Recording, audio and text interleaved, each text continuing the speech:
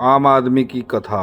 आज हम आपके सामने एक साधारण आदमी की रोजमर्रा के जीवन की कथा का विस्तार से चित्रण करेंगे। ये कथा एक आम आदमी या जिसे हम साधारण कहते हैं उसकी रोज की कहानी है। तो चलो शुरू से शुरू करते हैं उसकी इस कथा को। सुबह जब साधारण आदमी उठता है तो उठकर वह सबसे पहले रोज इस्तेमाल होने वाला दूध व नाश्ते का सामान लेने के लिए बाजार जाता है। अरे जैसे ही वो घर से निकलता है उसको याद आता है कूड़ा उठाना तो भूल गया, और वह घर से कूड़े का बैग उठा लेता है। बाहर निकल कर देखता है चारों तरफ गंदगी फैली हुई है, नाली का पानी बाहर बह रहा है, नाली में कूड़ा बह रहा है, चारों तरफ कूड़े के ढेर लगे हुए हैं। फिर सोचता है यार तूने भी तो नाली में कूड़ा डाला जिसकी वजह से नाली रुक गई और पानी बाहर आ गया। यही बात सोचते हुए आगे बढ़ता और बड़े से गंदगी के ढेर में अपनी छोटी सी गंदगी का बैग डाल देता है और उस कूड़े के ढेर को थोड़ा सा और बढ़ा देता है। फिर सोचता है इसको फैलाने की जिम्मेदारी भी तो यार उसी की है, उसी ने इसमें कूड़ा डाला और ये बढ़ गया। इसी उधेड़बुन के साथ वह सोचता है गंदगी कैसे खत्म होगी, इसका कोई हल है, कोई निकालेगा या नहीं। दूध की दुकान पर पहुंचता है तो देखता है भीड़ लगी हुई है। जैसे ही दूध लेने के लिए आगे बढ़ता है उसको पता चलता है अरे आज फिर दूध के रेट बढ़ गए 2 रुपए। ये महंगाई बढ़ती जा रही है, रोज कमाई के साधन बढ़ नहीं रहे। कभी दूध बढ़ गया, कभी पेट्रोल बढ़ गया, कभी कुछ।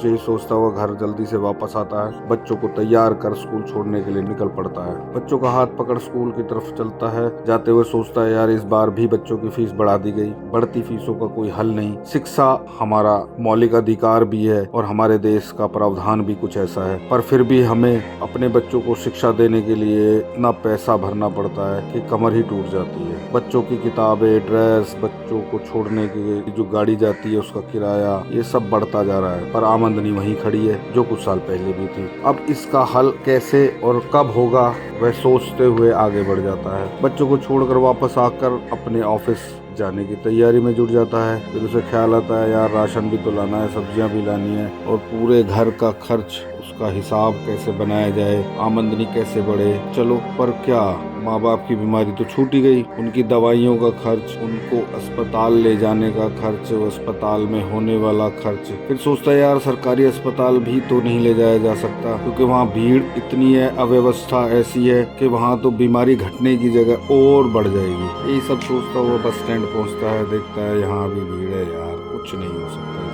हर तरफ भीड़, हर तरफ पॉल्यूशन। चलो जैसे तैसे ऑफिस पहुंचा। हाजिरी लगाने के बाद उसको ध्यान आया अरे घरवाली ने बताया था राशन कार्ड में बच्चों के नाम लिखाने हैं जो अभी तक नहीं लिखाए गए। वो अपनी छुट्टी ले निकल पड़ता है राशन कार्ड ऑफिस।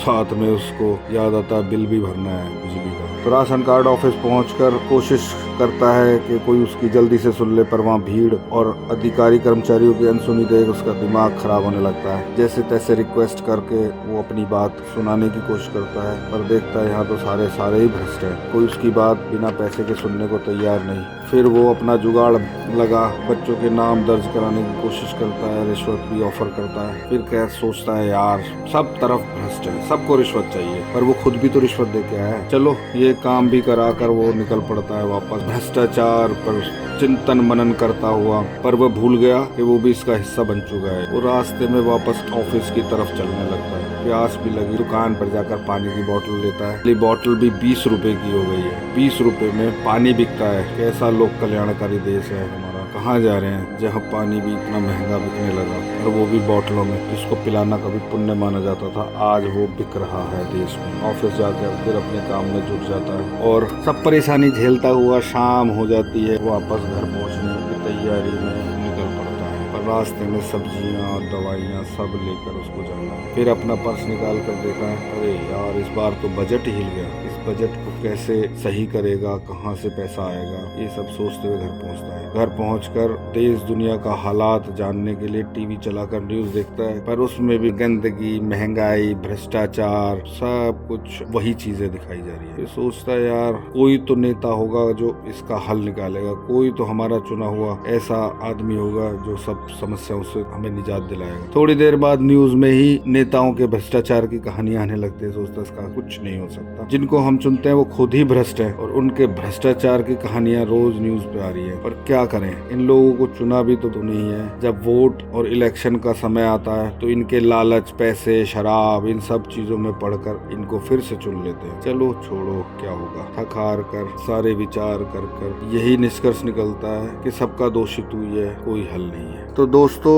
रोज यही जिंदगी जीनी है, इसी का नाम जिंदगी है। इसीलिए तो कहा जाता है it is simple to be simple but it is difficult to be simple. साधारण होना साधारण सी बात है, पर साधारण बनना बड़ा असाधारण है। यह कथा हमारे जीवन का प्रतिबिंब, एक आईना है जिसको हम रोज जीते हैं। जीना है, इसी तरह जीना है। इस विषय को जितना साधारण तरीके से देखा जाता है, ये उतना ही असाधारण है। एक साधारण की जिंदगी जीना बहुत ही असाधारण है। रोज जीने के लिए रोज मरना पड़ता है, यही जिंदगी है। तो दोस्तों, इसी के साथ धन्यवाद। किसी अच्छे विषय पर फिर मिलेंगे।